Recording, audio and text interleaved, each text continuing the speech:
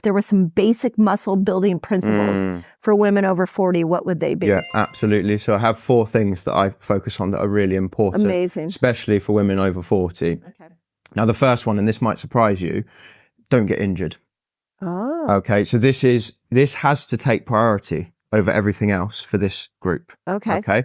Because as we said, injuries are easier to cause because of the change. They also get worse they get more common with age in both genders. Yes. So you've got age working against you, and the actual quality of the tissue does decrease slightly as we get older. Okay. And when you're injured, it takes longer to heal. Yeah. As you said, with the women you helped, if they're peri or postmenopausal, those soft tissue injuries are going to take longer. So there's muscle strains and tendon tears. It could be twice the length of time it takes for a 20-something right. to get better.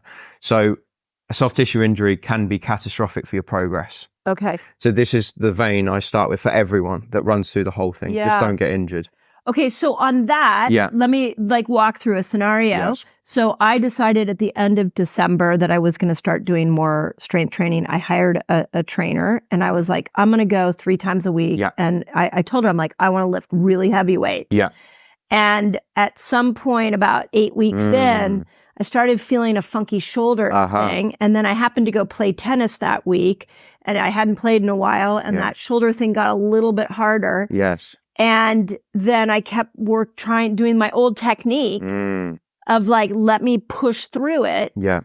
And it kept getting worse and worse until I had to do nothing. Sure. So where along that journey, just because some people will say, well, I have aches in my joints. Does that mean I shouldn't work out? Like, what does it mean to not get injured? And at what point do we, read the body's warning signs and just say, okay, I need to rest now? So I think we all have these problem areas in our body, and we all kind of know where our problem areas are. Maybe it's a past injury that you picked up when you were younger, or maybe it's just something that, your knee just nags from time to time. Yeah.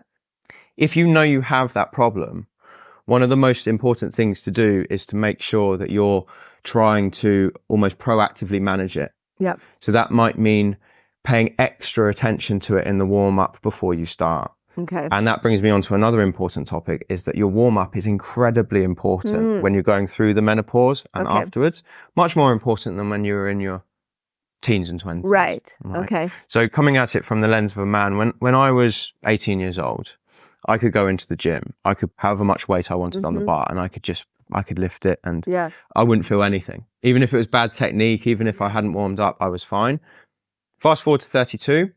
I can't really do that now. I do have to have a little bit of a warm up. Otherwise, I do get an ache in my back, or I do get a funky shoulder. Right. But it takes me about 2 or 3 minutes to warm up, and then I'm good to go. Okay. Now, that length of time will increase with age, and especially for females as well. Okay. So if you spent 5 minutes warming up when you're in your 30s, you're probably looking at 15 or 20. Oh, wow. Now.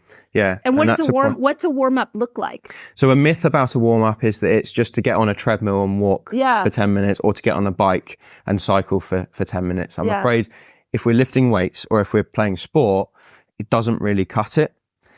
It can help. Right. And it's good if you're physically cold. Right. So if you are, middle of winter, it's -5 outside, whatever that is in Fahrenheit for you. Yeah.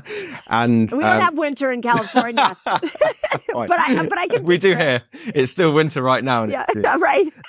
But if you're very, very cold, warming up the body to raise core temperature is fine. Okay. But you need to be practicing the movements you're going to be doing at speed. Oh.